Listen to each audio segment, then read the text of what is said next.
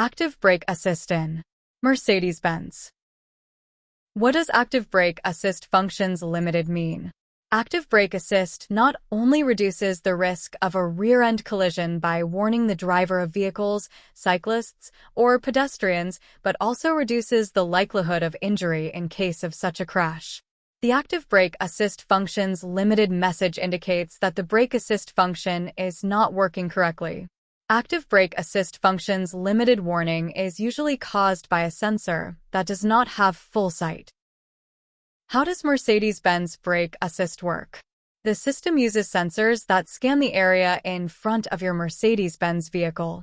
The sensors are capable of scanning a range of up to 200 meters ahead and 3 lanes wide. Additionally, the brake assist system has an 80-degree range of vision when scanning distances of 30 meters or less. With this optimal range of vision, Mercedes-Benz brake assist enhances braking when you step on the brake, and the emergency brake assist will activate if the system doesn't detect any braking by the driver.